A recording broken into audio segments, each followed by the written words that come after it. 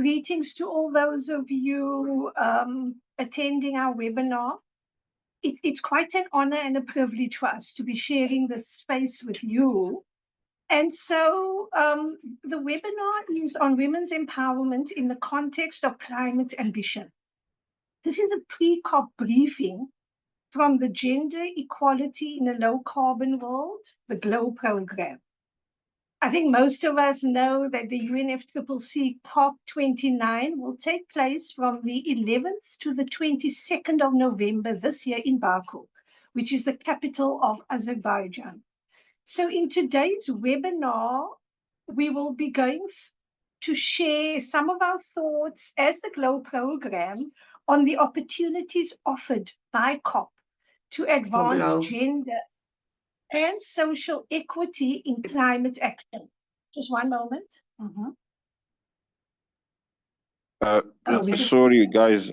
This is Eve. I've been chatting to someone there to ask for me to be assigned as interpreter because you have started the meeting, but there's no French interpretation. So I need to be assigned so I can interpret. Thank you. Hi, Eve. Please full screen and accept the prompt for interpretation. I see the Spanish interpretation is working just fine. So please have a look at your screen and we can talk on this. Thank you. Thank you so much. Thank you. And apologies about that. So this is the first of two webinars today.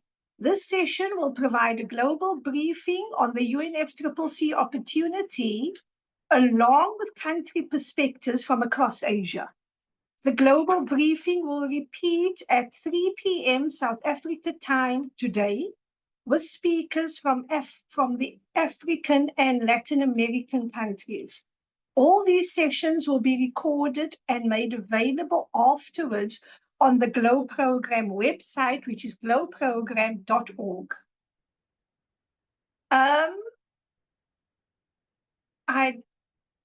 So I'd like to just think through, like, why GLOW and why now?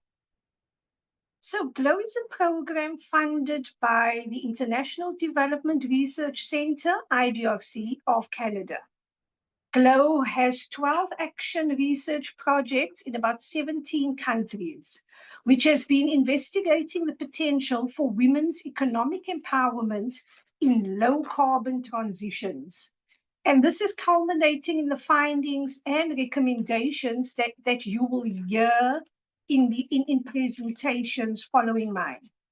So the Climate and Development Knowledge Network, CDKN, which I lead, and ODI, our partner, together form the 13th project, the GLOW Knowledge Hub.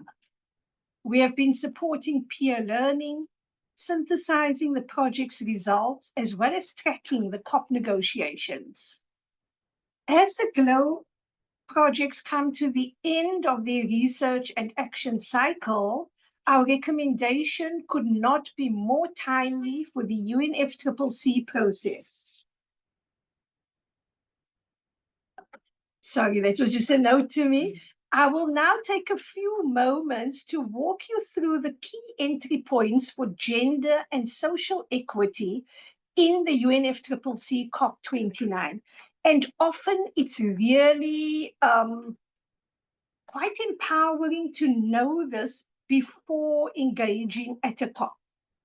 After that, I will pass to my colleague Rosie, who will introduce the panel of other speakers and will invite you, the audience, to share your questions and comments.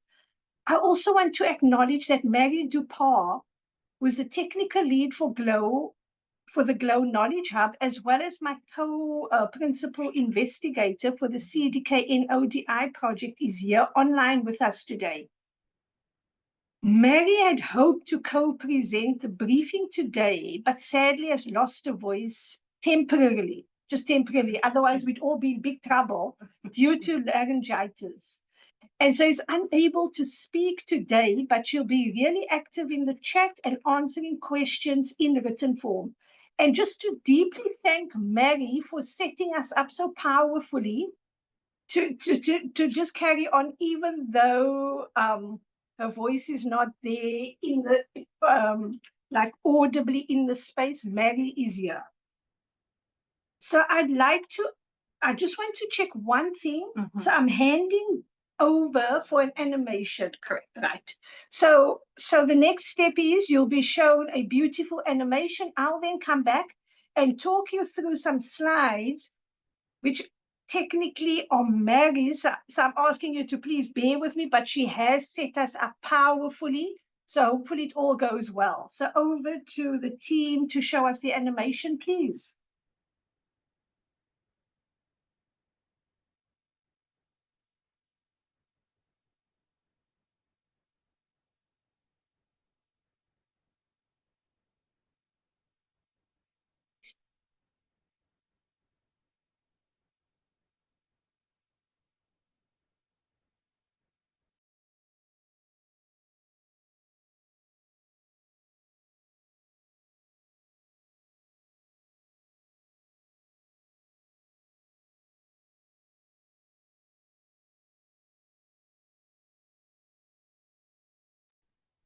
Just one quick note. Thank you so much. Before we begin with our animation, that the French interpretation is now working. So please make sure you're in the French channel if you would like support with French interpretation. And with that, I'm going to mute ourselves so we can listen to this fantastic animation. Thank you so much.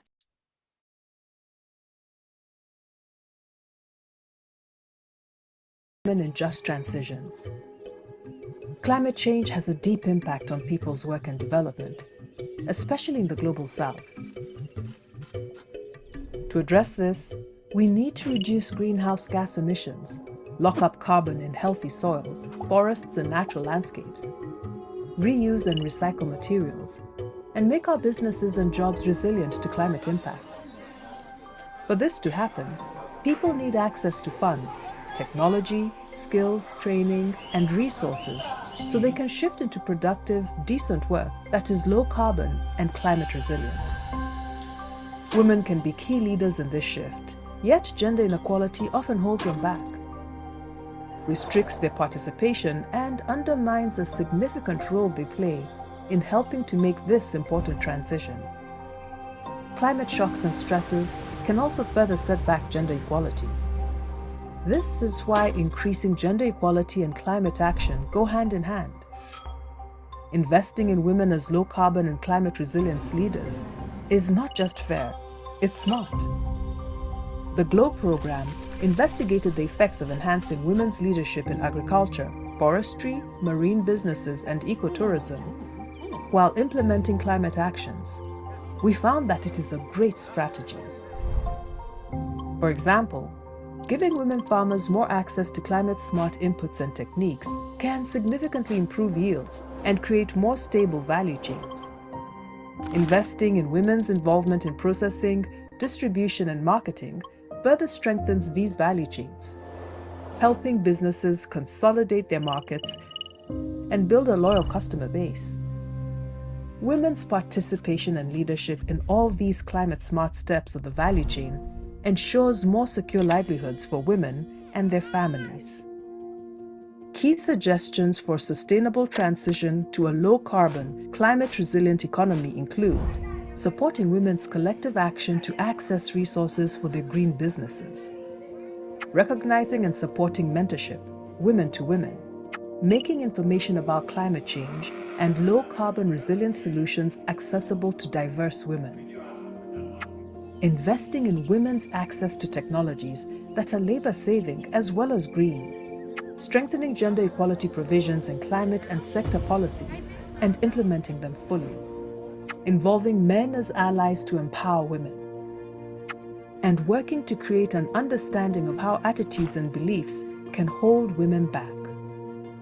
Together, we can work towards decent jobs and low-carbon, climate-resilient economies for everyone. To find out more, visit Gender Equality in a Low-Carbon World.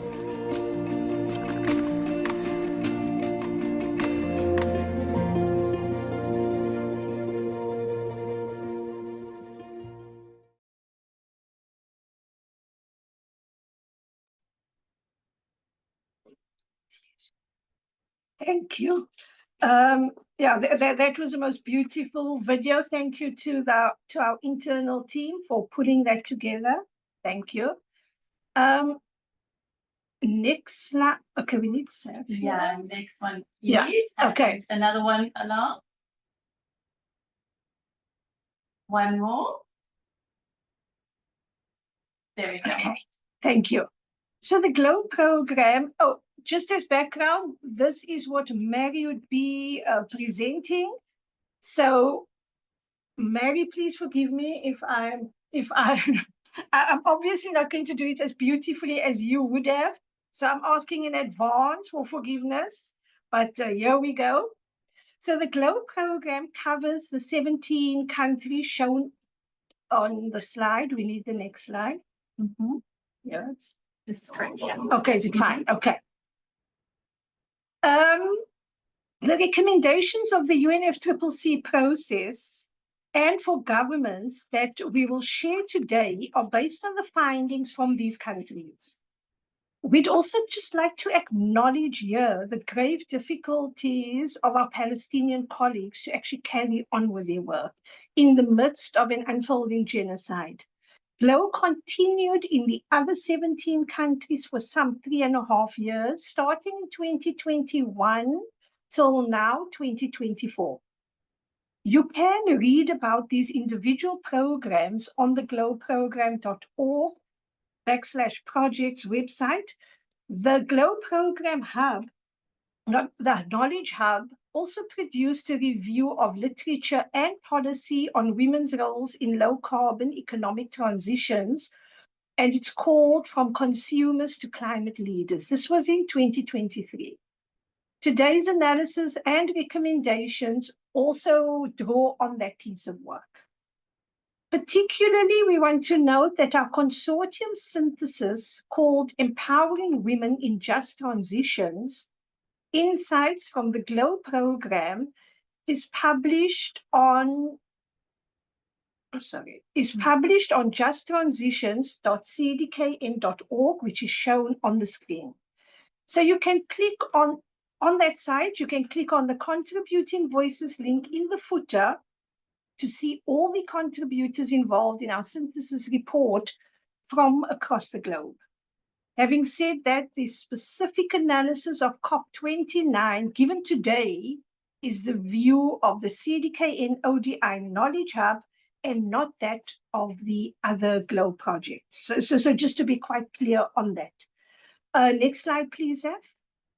So this slide shows it shows us that the UNFCCC COP29 will take place in Baku, which, as I mentioned before, is the capital of Azerbaijan, and it will be from the 11th to the 22nd of November.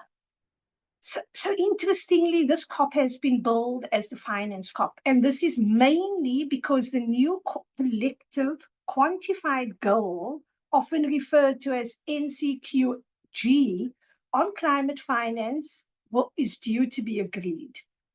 It is also a key opportunity for addressing and increasing ambition and mobilizing support for gender and social equity. Those specific GESI entry points are the subject of today's discussion and briefing. So we will look at 3 particular opportunities today. And the first is the forthcoming final review of the Enhanced Lima Work Program on Gender and its Gender Action Plan. And this will be negotiated in Baku as well. The second is the Just Transition Work Plan, which has many inherent links with the former, but has been running for longer, or will run for longer, sorry. And finally, we will touch on the further context of the nationally determined contributions, or the NDC updates that will happen in 2025. Next slide, please. Is this the next slide? No, next slide, please. Oh, maybe they can't. Yeah, sorry, I'll say that loud. So COP29 is expected to include a significant decision on gender. And I think we're all feeling really hopeful that the outcome on this will be really positive. The agenda will include the review of the Enhanced Lima Work Program on Gender. The first thing to say here is that there is not much time in the negotiating calendar to make a final decision text on both the work program, which is overarching, and the gender action plan, which is the detail. It is possible that the detail will then fall into 2025, where it will hopefully be negotiated in full. But we'll wait to see this. Having said that, let us just touch quickly on what is the existing enhanced Lima work program on gender. So as follows: first, it recognizes that the full, meaningful, and equal participation and leadership of women in all aspects of the UNFCCC program and in national and local level climate policy and action is absolutely vital for achieving long-term climate goals. Further, it recognizes multidimensional factors affecting people's vulnerability and the ability to take climate action, not just gender, and particularly calls out Indigenous and local women.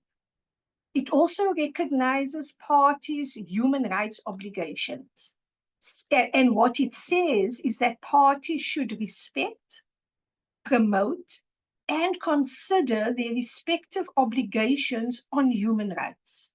The right to health, the rights of Indigenous people, local communities, migrants, children, persons with disabilities, and people in vulnerable situations, and the right to development, as well as gender equity, not equity, equality, empowerment of women, and intergenerational equity. These are quite robust texts. And we see in the world at large that there are backlashes against the rights of women and people of other genders and identities. And for many, this is truly a lived experience. It is important that the COP29 decision maintains the key elements from the 2019 to 2024 framework without actually backtracking, but rather building upon this. It also takes into account the imperatives of a just transition of the workforce and the creation of decent work and quality jobs in accordance with nationally defined development priorities. Next slide, please, Zaf. The Enhanced Lima Work Program is an overarching piece that sets out principles. And I just want to come back to that. It's actually the principles. So not action yet, but principles. The details in the Gender Action Plan that is being reviewed has 5 main pillars. A, capacity building, knowledge and communications in wider society. And then the next is gender balance, participation, and women's leadership in UNFCCC processes. The third is coherence in UNFCCC processes. The fourth is gender responsive implementation and means of implementation, awareness and support of gender responsive budgeting, technology, knowledge exchange in society. And then the fifth is monitoring and reporting in the UNFCCC processes on all the 4 things I've mentioned before, and it is there. Next slide, Zaf. The current ELWPG and GAP focuses on processes, participation, information. Most of them is UNFCCC focused. This is very important. And here comes the but. We think that the next work program and gender action plan should focus even more on an all of society in terms of countries and communities. So the commitment for gender balance, participation, and support for women's leadership, which is currently pillar B in the GAP, should be a future goal for all society, not just within the UNFCCC, as indicated in the 2019 to 2024 documents. In terms of outcomes, as in positive climate and development outcomes, demonstrating gender equality and social inclusion, not only in processes, as is in the current document. Next slide, please. Capacity building, which is action area A, which was the first area, is an essential to gender balance. Participation and support for women's leadership, and not just in the UNFCCC, but in the broader society. You can achieve a gender-balanced headcount, but the GLOW program definitely found that you cannot achieve the full promise of women's leadership without multifaceted capacity development. And I think this just points to the complexity of what we're dealing with. Next slide, Zach.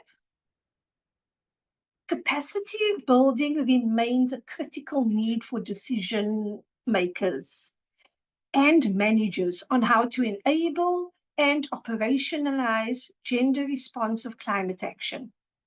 And this is including at all levels of government. Further, what GLOW also identified is a special need to target capacity development for GESI at local government level. And this is because local officials have operational discretion to enable leadership of and influence outcomes for women as well as other social groups. Next slide. Okay. Women in all their diversity still need capacity building to undertake and lead ambitious climate action at all levels of society. The capacity of women, especially those local women, say they want, based on GLOW, on GLOW's engagement, is climate literacy, to understand how climate is changing, to help people contextualize their lived experience as well as act on the climate change. And then what came up, but not always, is capacity strengthening in the technical, low carbon, climate resilient aspect of producing goods and services. And these include eco-friendly value chain activities. We say this is sometimes, not always, because we have not acknowledged already that women may be already leading the way in sustainable production and consumption. That's the case in the women's non-timber forest product enterprises that the GLOW program has supported in Nepal. Nevertheless, in other contexts, women may need training in new climate smart technology and the green skills. Strengthening women's capacity in business management and decision-making roles through improved financial literacy and entrepreneurial skills is a huge priority for success of women-led green businesses. And then finally, strengthening women's self-confidence and capacity for policy engagement and influence. And just to present an example, some GLOW projects saw this capacity developed through women's involvement in co-producing evidence that validated their local knowledge, and through local women's participation in deliberative dialogues on policy issues. Next slide, please. Oh, the UNFCCC Just Transition Work Program is closely thematically linked with gender and this multi-dimensional social inclusion that we've mentioned before. It was established in the Sharm el-Sheikh Implementation Plan, and it affirms that sustainable and just solutions to the climate crisis must be found on meaningful and effective social dialogue and participation of all stakeholders. The same decision also emphasizes that just and equitable transition encompasses pathways that include energy, socio-economic, workforce, and other dimensions, all of which must be based on nationally defined development priorities. And I think we'd like to just highlight that it's nationally defined. So, yeah. Next slide, please. So this is a program of mandated workshops, high-level ministerial dialogue every year, text on just transitions at each conference of the parties, growing the body of evidence to inform the second global stocktake of progress in implementing the Paris Agreement. And the next slide, the countries' enhanced NDCs are due for submission in the first quarter of 2025. So this is like before March next year. Here's a critical opportunity to strengthen further the inclusivity of the vision, undertaking, and action on just transitions, not only in the collective work programs discussed earlier, but via the country commitments in the NDCs and other country platforms that are coming to the front. Zaf, next slide, please. GLOW enriches the evidence base for the gender just transitions by identifying pathway shifts for national economies and sectors across these 4 key axes shown in the diagram. Can I see the diagram? Thank you. Yes.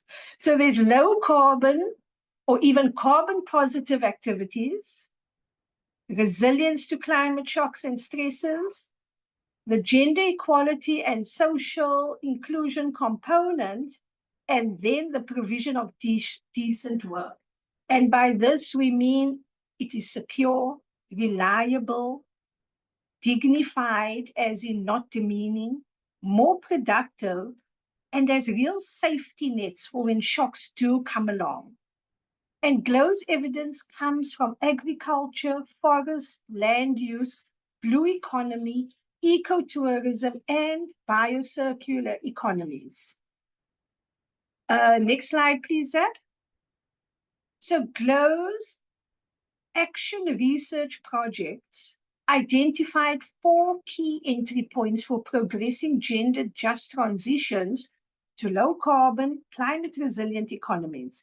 And we flag these here because they are useful analytical points that could be considered by parties and by the Just Transition Work Plan. The first 2, which we call simultaneous climate, gender mainstream in economic sectors, are about improving the quality and the climate and ecological sustainability of people's work.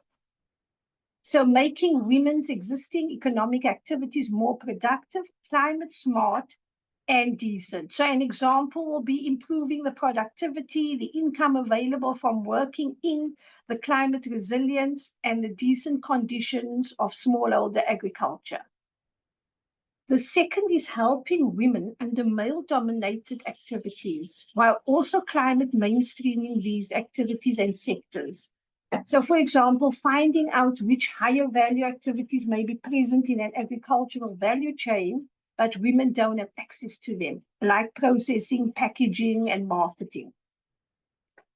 The second 2 entry points about expanding women's participation in markets for climate smart products and services. So and that is about scaling up women's economic opportunities in activities that are already eco-friendly. So yeah, so expanding what women, their footprint there. And this is about supporting women to consolidate business models for their existing low carbon and climate resilient economic activities. And finally, supporting women to access completely new low carbon, carbon resilient jobs. And an example here will be facilitating women's entry into work and business leadership in the biocircular economy, which is very deeply based on new climate smart technologies. Next slide, please. Further conclusions from GLOW evidence for consideration of the Just Transition Work Program and by parties are that women's full equitable involvement in climate mainstreaming of sectoral activities makes a material difference to effectiveness and sustainability. Women's equitable participation drives faster and more comprehensive institutional learning and also embeds it.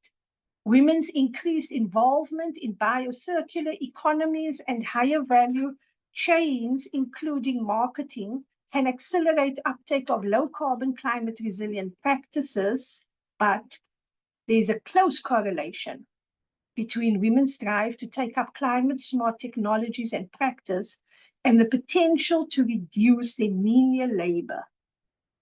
And an example is the shift from manual irrigation to solar-powered irrigation. And the key here is the decency of work. And I think I'd like us to just sit with that but as we go through the rest of the session. And next slide, Zach. So barriers to women's uptake of low-carbon, climate-resilient technology and practices are not surprising at all. So women's lesser access to productive assets such as land, finance, that's one of the key barriers, and then the discriminatory social norms. So none of these are a surprise. Climate initiatives do not sufficiently address discriminatory norms and enlist men and then all of society as gender and inclusion champions. And in reality, they should. And finally, the closing slide.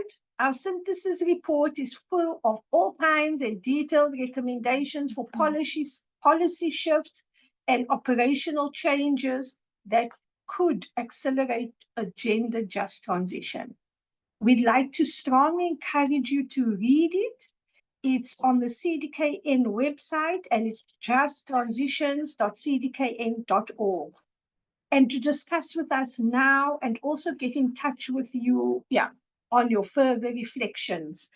And with that, I'm handing back to Rosie. And Mary, thank you for empowering me to do this presentation. And I definitely wouldn't have done it as beautifully as you, but that I think we covered everything. Thank you. Fantastic. Thank you very much, Tanan. I would like to now really warmly welcome and introduce our Grow Asia colleagues. Along with my humble apologies, we had some fantastic bios for these speakers, but in the interest of time, I'm going to keep it short, a sort of short introduction. I'd also, in the interest of time, like to encourage everyone with questions to perhaps add them in the comments as they think of them. And we will most likely be keeping our comments and Q&As towards the end, just to allow our colleagues enough time to run through their presentation. So without further ado, I would like to introduce Sarin Tay, the programs lead for CPSA Cambodia and co-principal investigator, as well as Toi Cam Nguyen, who is our coordinator for PSAV Vietnam and co-principal investigator, as well as Monica Milano, who is our programs manager PPSA and of the Philippines, and is also co-principal investigator. A very warm welcome to you all, and I will hand over to you now.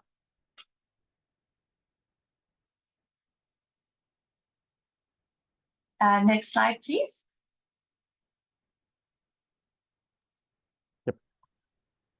Yep. Good afternoon, everyone. Good afternoon from Phnom Penh, Cambodia. My name is Saran, program lead for Cambodia Partnership for Sustainable Agriculture. In Cambodia, we have opportunity to implement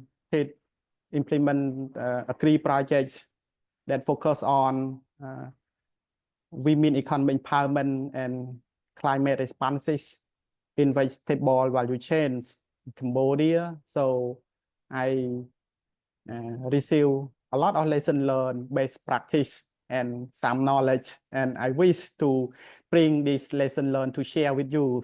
Yes, next slide, please.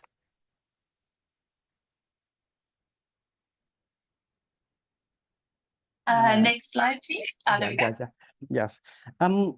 To promote women economic empowerment in vegetable value chain, here is the best practice. We provide technical support for women farmers to get access agricultural inputs and also access land and also agricultural extension services especially access to the loan with the convenient condition, term and condition, and also low interest rate as well for the women. And also we provide the market information for them as well, because it's very important to link their vegetable value chains.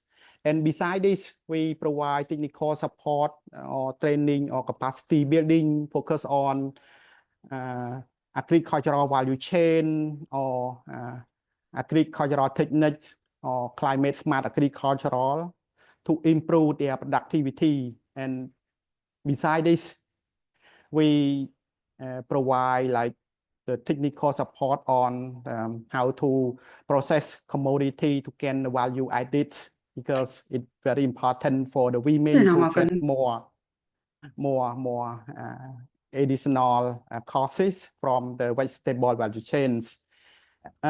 It is very important for us to make decision making for the farm for the women. So in this regard, we try to encourage women to select like crop, how to grow crops, family finance management, or how to negotiate price with the private sector.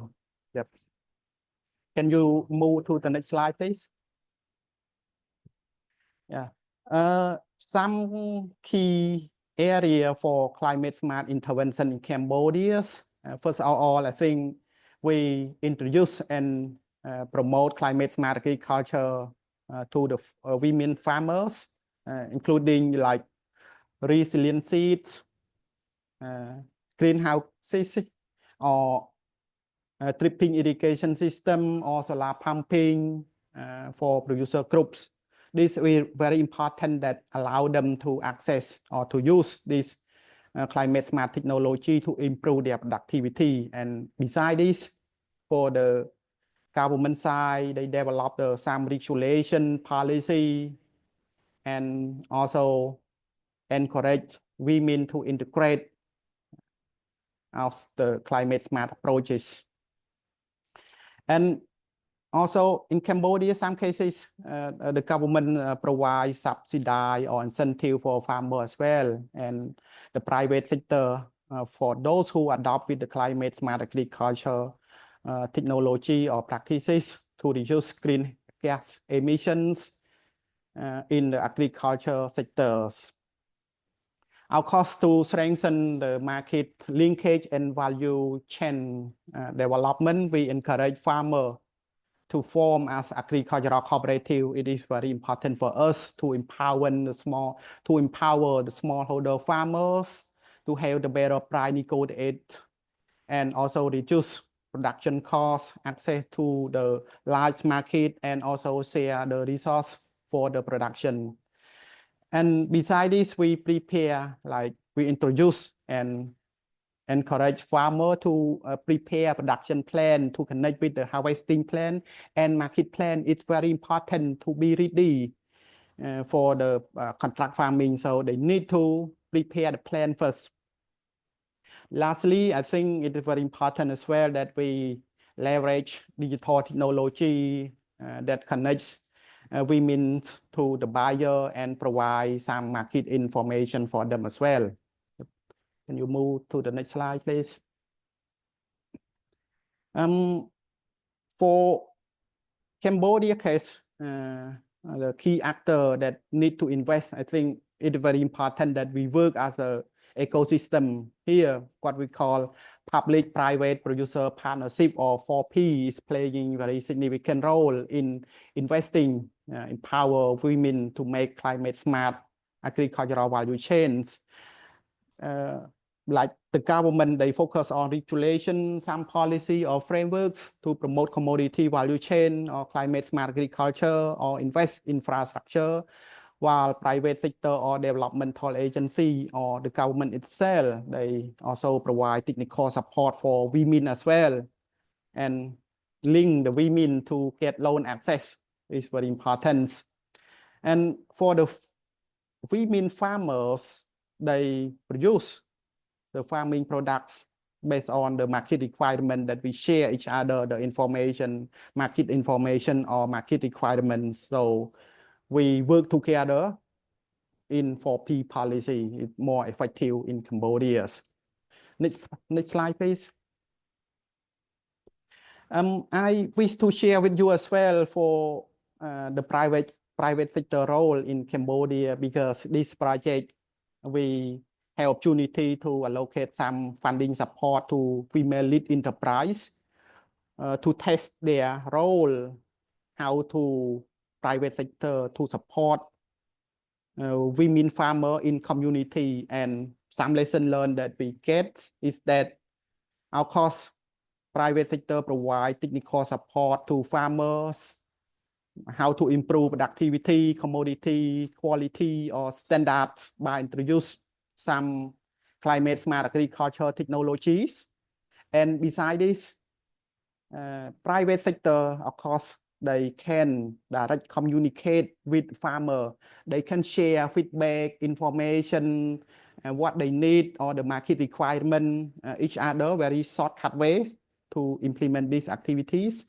And also they can share market information or on the social media platform as well. So farmers and also private sector, they work together very effective ways. And of course, they bring farming products to their partner. It means that private sector, they can link farming products from community to other supermarket or other market as well in Phnom Penh or other cities. So it can be help farmer to improve their market opportunity as well. And it's good practice here. Before contract farming, they start to negotiate price, to discuss production or time frame, quality or standard beforehand, before they make contract farming. So farmer can make more price and market stability to implement these ways. And lastly, I think that it is very important that we link women farmer to get loan access. And so private sector here, they play a very significant role to link them to get loan access with the better condition. And also sometimes private sector here, they allocate their pre-finance to farmers or to women to invest in the farmings. And then they will pay back during the harvest season. So I think that's all for me. Yep. Thank you. Thank you so much. Next slide, please.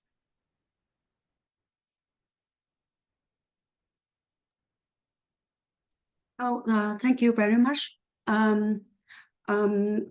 I would like, on behalf of the Partnership for Sustainable Agriculture in Vietnam, to present our opinion on the women empowerment in Vietnam. Next slide, please. So before my presentation, I'm very happy to share with you a very excellent example of women empowerment in Vietnam, which is reflects the very successful of women has already succeeded in transform a very famous Vietjet Airlines into a major low-cost airline in Southeast Asia. That is the CEO of Vietjet Air. I think this story, her story, is a very inspired story, which can help our farmers to start up their business in a more inclusive and resilient and sustainable agriculture.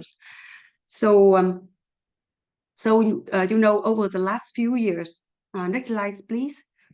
Over the last few years, Vietnam has strongly promoted climate smart intervention to transform our food system in a more resilient and sustainable way. So on the ground, we prioritize improve training opportunities for women, and we also promote the mechanization to reduce workload and giving women more time for other income generating activities. We also support our women group themselves in a very appropriate way, like we support them to establish as women clubs and women groups which help them to access to unsecured microfinance. So on the other hand, we also try to engage women in many activities through the give them more opportunity to attend workshop and or the field visits, so they can learn on the ground about the farming practices, how the way we uptake the sustainable farming practices to reduce. In our case in Vietnam, one of our priorities is a rice commodity. So we try to engage them the way how they uptake their farming practices to reduce the methane emission. So the lesson we learned from our activity on the field, on the ground, which is whenever women have access to many economic mainstreams, the more they are willing to invest in the climate smart technologies. Next slide, please. And to upscale all the existing initiatives in the farming practices, we need more investment and more engagement from different stakeholders. So for policymakers, for your information, our governments, the governments of Vietnam has already adopted a so-called program 1 million hectare low carbon and high quality rice program, which they encourage our farmers to uptake sustainable farming practices to reduce the methane emission. And for this, we try to access to the World Bank loans to set up the mechanism to support farmers and cooperatives to produce high quality rice products. And with this mechanism, for the policy, in terms of the policies advocacy, we need to develop more specific mechanism to realize this program on the ground. And in order to access to the World Bank loans, we also need to create the policies to invest in irrigation system, in the rice field levelings, and different infrastructure which supports sustainable farming practices. Next slide, please. So so far, we also got the engagement from the private sectors, but we also need more stronger engagement from private sectors. Like we need a stronger alliance among different actors through the value chains. For example, input providers, mechanical enterprises, off-takers, as in all these actors will help us to partner with our farmers to create a sustainable farming practices. So for the next step, we've keen on convening more private sector invest in the sourcing areas to support our farmers to access to the farming practices, and to especially one of our priorities for the time being that we promote the circular economy model in agriculture, like in the rice. For the rice sector, we will focus on the trawl management models to reduce the trawl burnings and to reduce the methane emission in the coming time.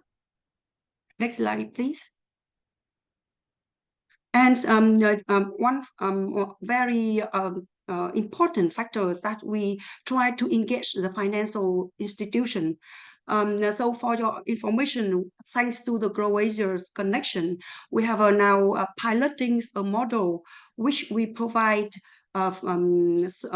unsecured agri-finance to the smallholder farmer through the cooperatives, so the farmers can access to the unsecured finance by in case whenever they take the sustainable farming practices, so they can access to soft loans which provide by our partners. So we do hope that this pilot model will be upscaled and more institutional, more financial institutions will engage in our value chains in the coming time. Next slide, please. And of course, we through on the ground, we have the engagement from different NGOs and civil societies in terms of trainings and in terms of capacity building, and provide the policy advocacies for policy change in terms of women economic empowerment and climate actions. However, in the upcoming time, we expect we can get more involvement and more contribution from NGO to provide technical assistance for our value chain, so they can the farmers can raise their awareness of importance of climate smart agriculture, and they also practice more and more the smart agriculture farming practices. And next slide, please. And last but not least, in order to upscale all the existing initiatives, we strongly need the support from research institutions and international cooperation and development agency to provide more grants and also conduct more different researches on gender-specific barriers and opportunities in climate smart agriculture. We do hope that with the joint efforts of all different actors of the supply chains, we will upscale, and we can also document all our lessons learned from the fields to exchange to other countries and also in the region as well. Yeah, that's all from my side for all the lessons that we learned from Agree projects. Thank you so much. And over to you. Perfect. And Monica, if I could put it on your shoulders with a very kind request to maybe, if you could stick to that 5-minute time limit, just keeping an eye on the end of the session. Thank you very much, and over to you. All righty. Thank you. So just to give a brief background, I'm from the Philippines Partnership for Sustainable Agriculture, which is one of our country chapters from Grow Asia. So I will be presenting the learnings as well as our findings from the Agree project specific to the corn value chain here in the Philippines. So as you can see on the screen, these are the different learnings as well as findings that we got from the research outputs as well as pilot activities that we had under the project, wherein we learned that it's crucial to be able to close the gap between policy and practice, wherein we ensure that our programs are able to reflect the diverse realities of the women farmers and of our women corn farmers here in the Philippines as well. And we also noted that corn farmers here, especially the women corn farmers, are the ones who are heavily involved in processes such as pest management, application of pesticides and fertilizers, which put them at risk to exposure to different synthetic chemicals that are used for these activities. In addition to that, as we all know, these type of activities are done on the farm and on the field, wherein they're exposed to high heat, to the sun, to heat stress. So we also want to put stress on that, not to emphasize that we should also educate farmers on these health impacts that can definitely affect them.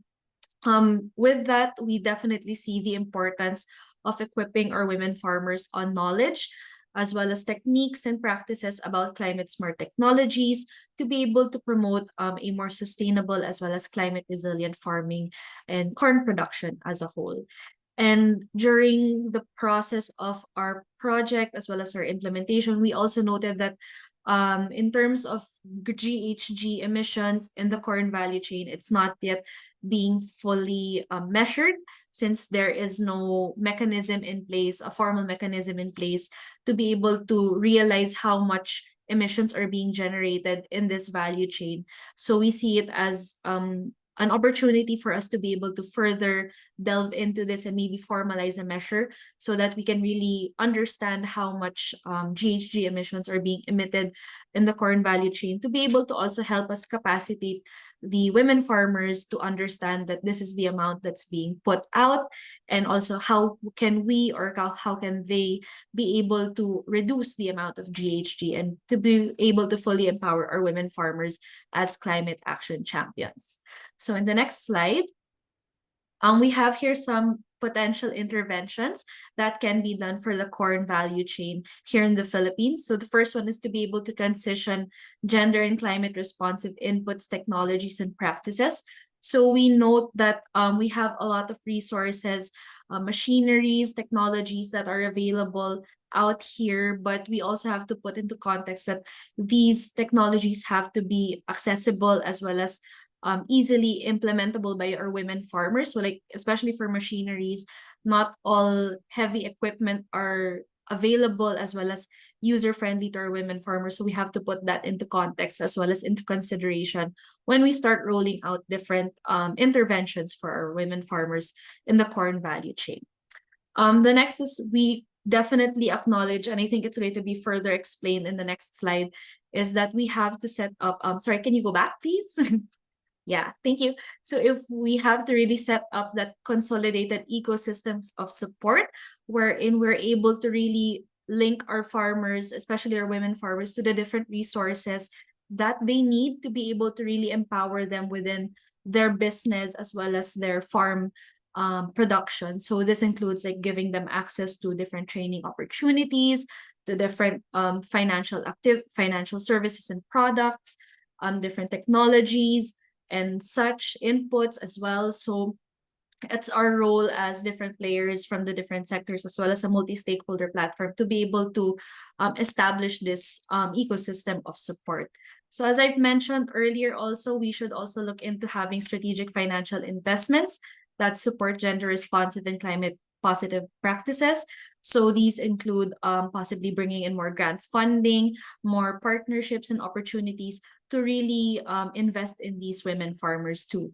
Then, as mentioned as well, we have these capacity building opportunities and knowledge transfer, wherein we have not just sharing what they can do to improve their farming practices, but also empower them to share their learnings to their fellow farmers in the community, just to really boost that knowledge transfer and sense of community within these farmers as well.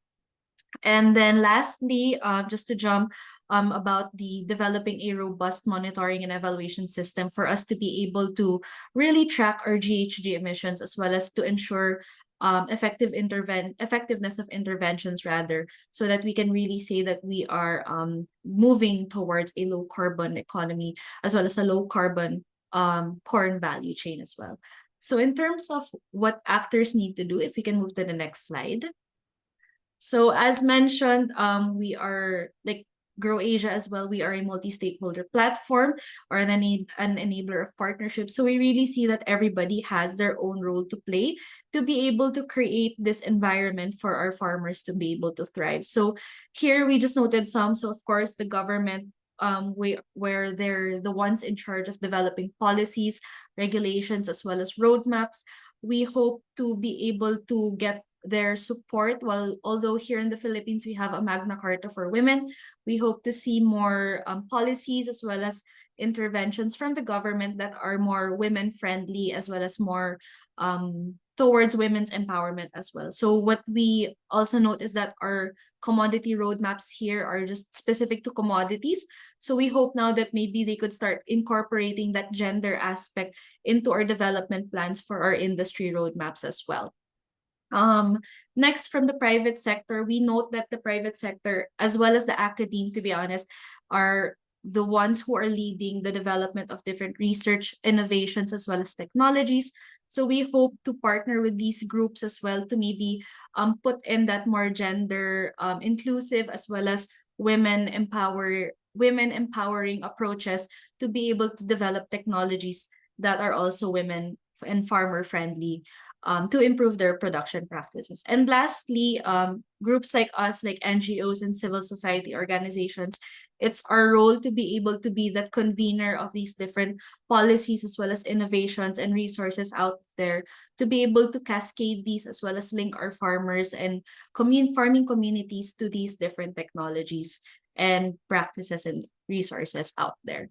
So I hope I was able to keep in my 5-minute time frame. So I did the best that I can, but that's on the Philippine context for the Agree project. Back to you guys. Fantastic. Thank you so much, Monica. Really appreciated it. And thanks to all of the speakers at Grow Asia. Greatly appreciated. This is just a quick reminder in the interest of time. If you have a burning question, we encourage you to please add it in the comments section. As we mentioned, Barry Dupar, it will be active there as well as some of our other colleagues.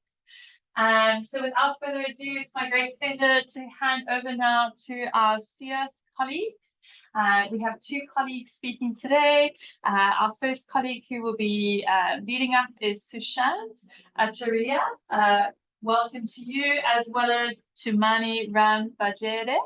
A warm welcome to you both. Next slide, please.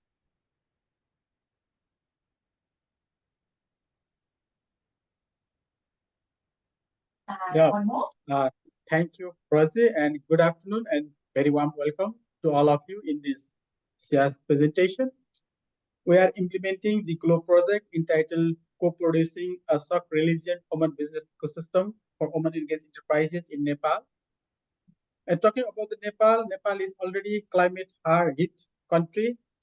The rural livelihood is mostly based on the subsistence agriculture and forest.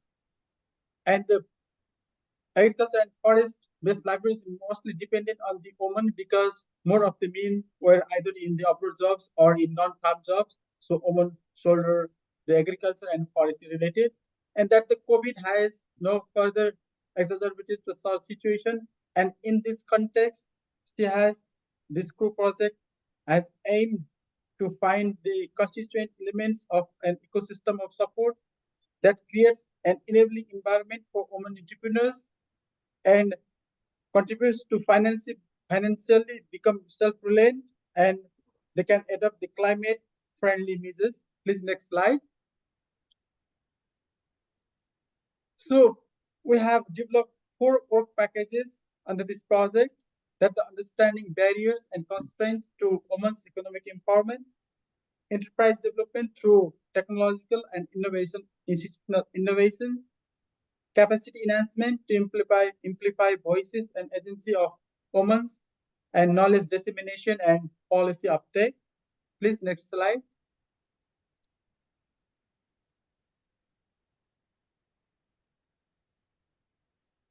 Yeah, and for this project, we have taken 3 products from 3 different research sites: legumes from Ramisa, wintergreen from Dolaka, and vegetable from Arakasi.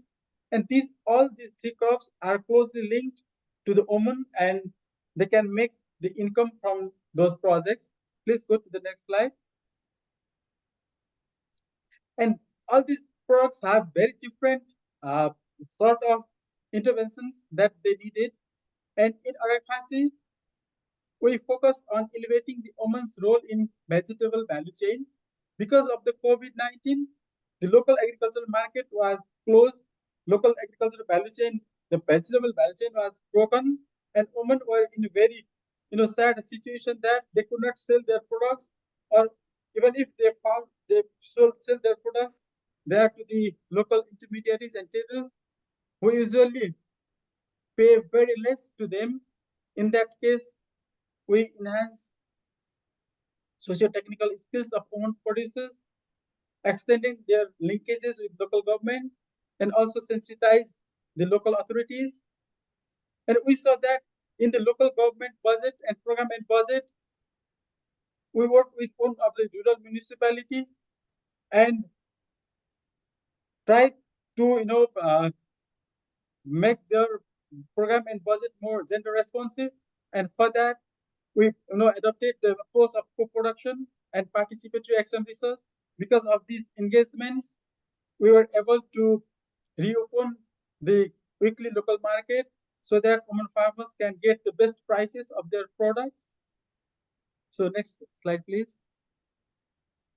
And in case of Ramicha, we promoted the legume-based entrepreneurship as a pathway to women's economic empowerment. The project site was a rain-set area. Only the legumes are the crops farmers can do, and this provides the food material for the family and also the source of income.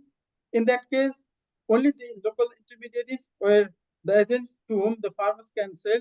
So we engaged with the local cooperative and provided the technical and institutional support to them to engage more, to bring more women farmers to join the cooperative and take part in the cooperative business, and also supported the local cooperative so that women can become the executive lead in the executive committee and other subcommittees and take part in the business. And because of that the cooperative started branding and marketing of the legumes, and also developed the supported in legume-based agriculture entrepreneurship. And we also introduced the digital and financial technologies, particularly the agricultural application, use of agricultural application and mobile banking.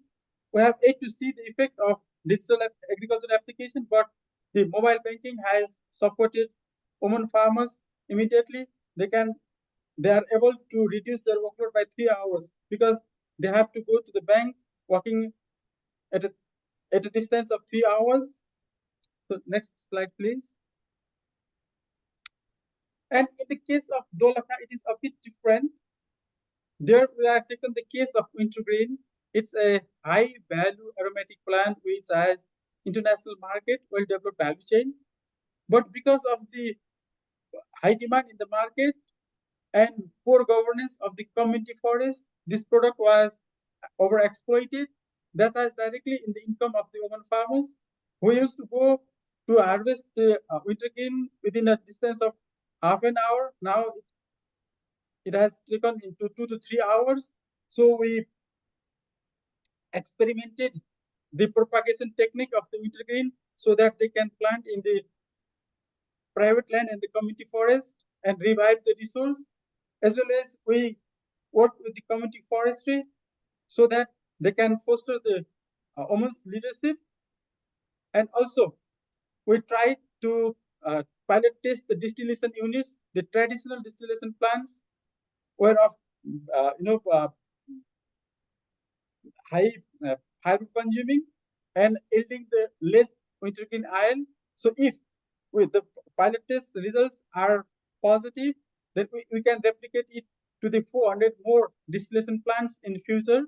So I stop here and request Mani to proceed the presentation. Thank you. Okay. Thank you, Dr. Susanta Acharya.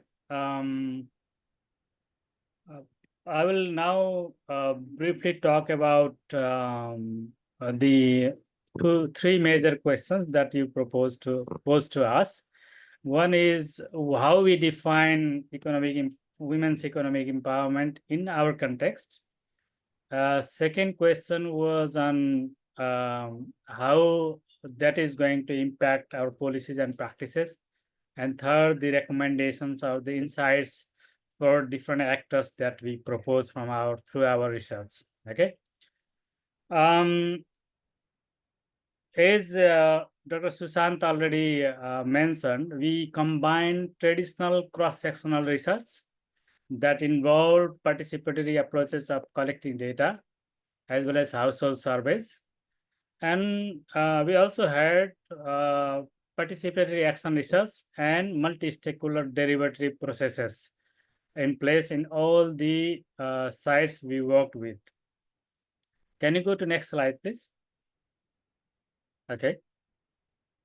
Here we subscribe in terms of women's economic empowerment from the Oxfam's WEE and IFRI's Women's Empowerment in Agriculture Index. That means we combine both the subscribe the subjective dimension of empowerment, that is understanding self-perception and experiences of personal autonomy, self-worth, and self-esteem of small rural women farmers, which are very diverse, and we take the intersectional approach to understanding their perspectives, their views, and their sufferings and all the histories they are making. Second component that we subscribe is the objective dimension of empowerment, that we collected data on production, income, credit facilities, budget, access to productive resources, and many other things on that. We also from the intersectional perspective, because our society is very diverse, and disaggregated data on that capturing that diversity was needed for us. And that diversity based on different social identities, which include age, class, caste, ethnicity, status within their own family, household situation, as well as within their society, in their status in terms of whether they are daughters, daughter-in-laws, mother-in-laws, something like that, and also their social and other positioning within the society. That was very critical in terms of understanding the gender-based concerns, as well as developing some strategies for empowering them. While doing the basic traditional research of surveys and other processes, we found that many of the constants are ingrained within the patriarchic system that historically perpetuated in our society. We needed to understand that and develop some strategies so that they can also intervene by themselves within their own communities, as well as making certain connection with local government and other actors in order to benefit from their networks. And that's where we use the concept of the co-production, where smallholder farmers, particularly women, who are involved in agriculture, as well as some women involved in agriculture, other value chains, marketing aspect as well. So they were involved with the local government, as well as other service providing agencies. For example, agriculture knowledge center, forestry agencies, financial institutions, like that. Okay. Can you please go to the next slide? In this problem situation, we initially developed ecosystem of support framework, that holistic understanding of the whole system that operates within women's economic empowerment should be captured, understood better, and provided the more holistic and complete set of intervention in order to support their resilience in terms of economic activities and empowering them in that aspect. We developed their co-production, where 5 domains we identified were very critical.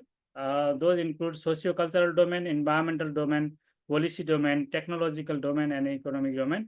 And our intervention was more focused on policy, technological, and economic domain. We also identified that other domains were also very important, but because of time constraint, we couldn't apply that in other situations. Can you go to next slide, please? So our insights, I will briefly talk about some of the insights from the action research that could be useful for different actors, okay, from policymakers, researchers, as well as the international donor communities that can take some lessons from our research as well. First is co-production is a very critical and very key approach that other colleagues also presented last time in previous sessions. They mentioned the role of different actors. Here we combine all of them in different capacities in one place in different forms. Okay, based on that approach was very critical because it was locally engaged, contextually grounded, and organically evolved. Okay, those deliberative processes were very useful in making considerable changes in the policies and practices, and in many places in terms of reforming governance of collective community forestry or the local government scenarios. other component that was very important was integrating the digitech into entire system, so that women can access the information and other resources. That would also develop their confidence and increase the access to other market and other services as well. So that was very important component. It is not only from our research, but the recent research that Nepal and we have observed in Nepal's other places as well in agriculture value chains. So this is very important component to integrate into our system. Our approach to co-production was very also important in promoting inclusive and equitable governance of community institutions. For example, community forest user groups. The communities own or manage the resources, and that was very important for managing not only resources but also getting benefit out of it. In winter green, for example, there is one NTFE that women are mostly involved in collecting foliage of that particular species. Because there was a problem of governance, they couldn't really get the optimum level of benefit out of that, and resource also was constrained in terms of there was very heavy harvesting of resources, and there was a conservation issue as well. So that governance reform helped reinvigorate that conservation as well as equitable positioning of women in that entire system. And also we work on policy side, and we found that policy analysis not only requires knowing what policies are working or not working, but we need to give equal attention to the implementation side of it, because many of the policies developed and they are really considered positive at policy level are not reaching at the more targeted groups at local level. So there are so many other issues of bureaucratic attitude and capacities, lack of resources, political interest and maneuvering around that, politics of that, as well as the power dynamics and other factors. So understanding policy implementation and understanding those challenges and providing the adequate attention towards addressing those challenges is very critical.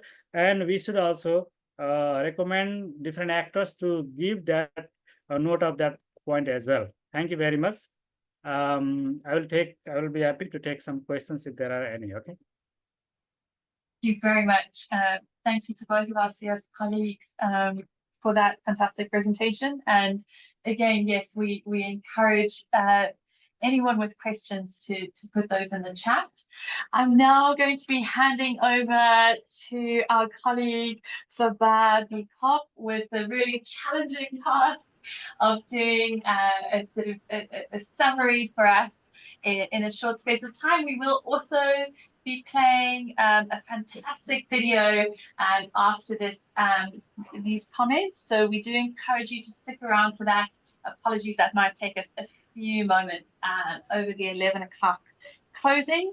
So I would like to now hand over to Flabad, who is the Senior Program Specialist for Sustainable Inclusive Economies at IDRC. Over to you. Thank you so much. Thank you so much, Rosie.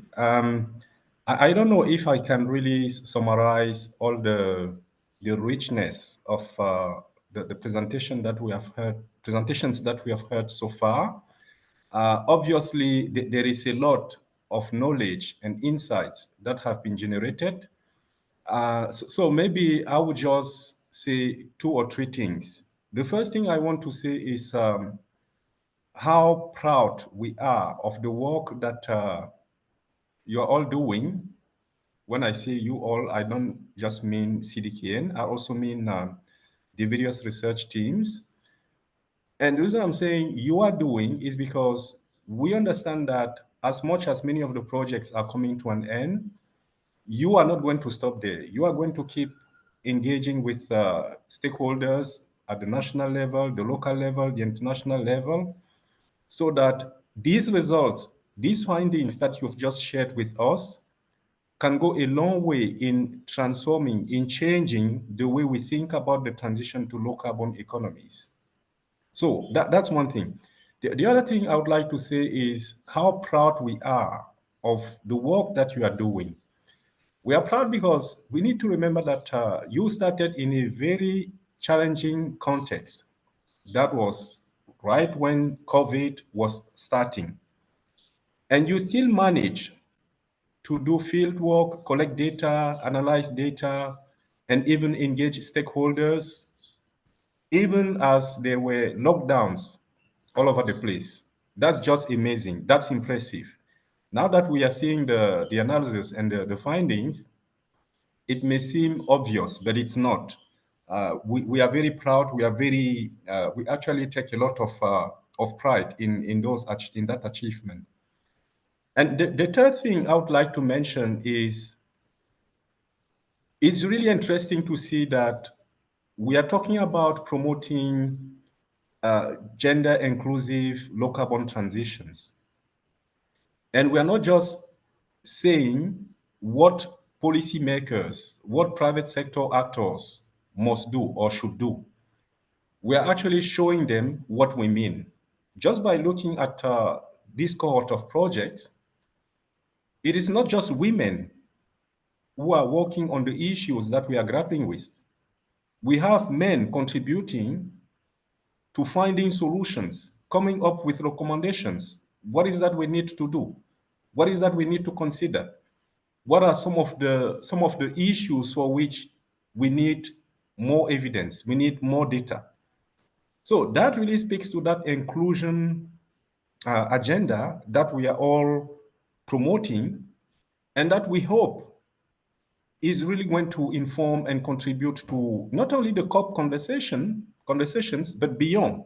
Because like I said, even after COP, the various teams, the various partners will keep engaging. They will keep taking advantage, exploiting the data that they collected to generate more insights, to inform policy conversations, to inform private sector action, to inform civil society organizations' engagement with policymakers.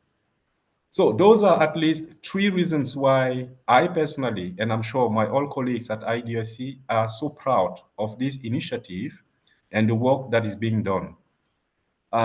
So let me stop here so that we don't run too much over time. Thank you so much, Rosie, and special thanks to Mary for all the tremendous work she's been doing. Absolutely, seconded to that, and thank you very much for those comments and reflections. So without further ado, as Mary had stated, we are going to be playing a fantastic short 4-minute video. We hope you can stay with us. It'll be well worth your time. So I'm going to now mute myself so that we can go ahead and listen to this fantastic video. Thank you.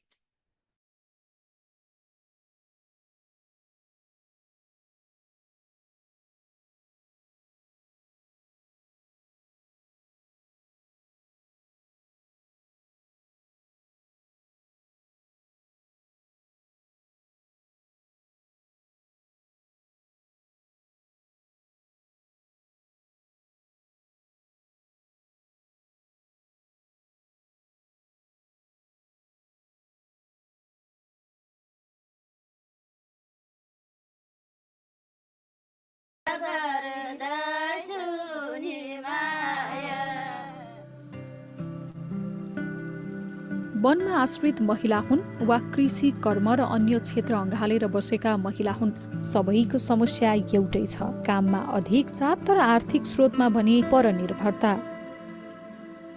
One र प्रकृतिमा आश्रित भएर पनि पूर्ण रूपमा लाभान्वित हुन नसकेका नवलपरासी र सिन्धुपाल्चोकका महिलाहरू one स्रोतमा आधारित उद्यमबाट महिलाहरूको आर्थिक सशक्तिकरण भन्ने कार्यमूलक अनुसन्धान कार्यक्रममा जोडिएपछि आर्थिक रूपमा सशक्तिकरण भएको महसुस गर्न थालेका छन्।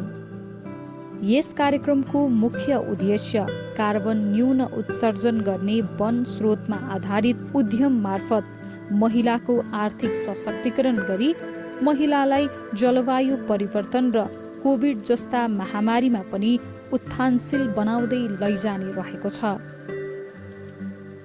साथै महिला पुरुष अन्तर सम्बन्ध, सामाजिक शक्ति सम्बन्ध र नीतिगत अभ्यासका बहुपक्षहरूलाई हेरी प्राप्त प्रमाणमा आधारित ज्ञानहरूलाई राष्ट्रिय तथा अन्तर्राष्ट्रिय स्तरमा स्थापित गर्ने रहेको छ। वनको माध्यमबाट पनि वन पनि एउटा आर्थिक उपार्जनको पाटो हो भनेर जुन हामीले त्यो त्यहाँको समुदायमा ल्यायौँ, त्यो एकदमै महत्त्वपूर्ण उपलब्धि हो भन्ने लाग्छ मलाई। यस कार्यक्रम अन्तर्गत सिन्धुपाल्चोक र नवलपरासी जिल्लाका महिला समूहहरूले कार्बन न्यून उत्सर्जन गर्ने वन स्रोतमा आधारित विभिन्न उद्यमहरू सिस्नो पाउडर, दुना टपरी, त्रिफला, कुचो, हाते कागज, अल्लोको धागो, मुडा बनाउने, नर्सरी, कफी, अदुवा बेसार खेती र थाकलको टोपी तथा ब्याग जस्ता उद्यमहरू सञ्चालन गरिरहेका छन्। कार्यक्रमले उद्यमका अलावा विभिन्न अवलोकन भ्रमण, नीति संवाद, महिला पुरुष अन्तर सम्बन्ध तालिम, न्यून कार्बन उत्सर्जन तथा जलवायु परिवर्तनका सवालहरूमा चलाएका छलफलले महिलाहरूले हिजो आज स्थानीय स्तरमा हुने छलफलहरूमा पनि निर्धक्कसँग आफ्नो भनाइ राख्न सकेको बताउँछन्। साथै अवसर पाए चुलाचौका मात्र होइन, आफूले उत्पादन गरेका सामग्री बेचेर परिवार र देशकै आर्थिक समृद्धि यात्राका लागि पनि केही गर्न सकिन्छ भन्ने आत्मविश्वास बढेको बताउन थालेका छन्। अब नजानेकोहरूलाई सिकाउने, बोल्ने, अनि त्यसपछि अब सम्झाउने, यस्तो गर, यस्तोमा गएर के हुन्छ र भन्नेहरूको लागि चाहिँ मैले केही गरेर देखाउनु पर्छ है भन्ने भएको छ। जस्तै सालको पातबाट मात्रै लाफा बनाएर दुना डपरी बनाउने होइन कि, जस्तै हाम्रो युट्युबहरूमा हेरेर केराको पातबाट नभएर अझै अरू चिजहरू पनि बाहिरी चिज, यो जुन सुरु तालिममा थियो त्यसको मात्रै होइन कि, बाहिरी चिजहरू पनि बाहिरी नलेजहरूबाट पनि हेरेर अझै व्यवसायलाई माथि लैजाने सोच राखेकी छु। आफूहरूले गरिरहेका उद्यमहरू र यसबाट प्राप्त ज्ञानलाई कार्यमूलक अनुसन्धानमा संलग्न अध्येताहरूले जलवायु सम्बन्धीका विश्व सम्मेलन कोप 27, कोप 28 लगायतका अन्तर्राष्ट्रिय मञ्चहरूमा प्रस्तुत गरिरहँदा समुदायको आत्मबल थप उच्च भएको छ। हामीले काम गराए, पैसा दियो, भयो, त्यसो होइन। यो उद्यमको हामी चाहिँ मालिक भने यो भावना सुरुदेखि नै उहाँहरूको भयो। यो एउटा ठुलो परिवर्तन चाहिँ उहाँहरूको एउटा आत्मसम्मानमा, आत्मबोधमा परिवर्तन भयो। नेपालको कुल जमिनको करिब 45% वन क्षेत्र हुनुले पनि वन स्रोतमा आधारित यस्ता कार्यक्रमहरू महिलाको आर्थिक र सामाजिक रूपान्तरणका लागि कोसे ढुङ्गा हुने पक्का छ।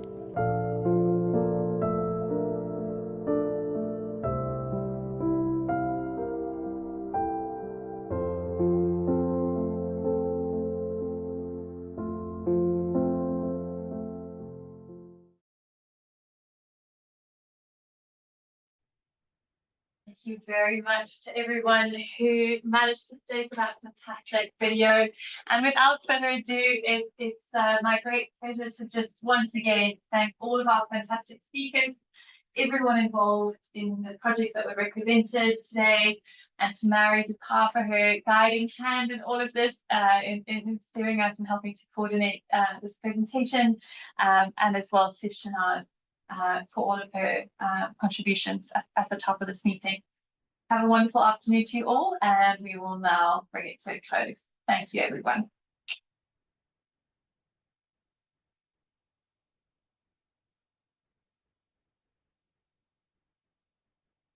Have a wonderful afternoon, and thank you, Susie. You can close for us.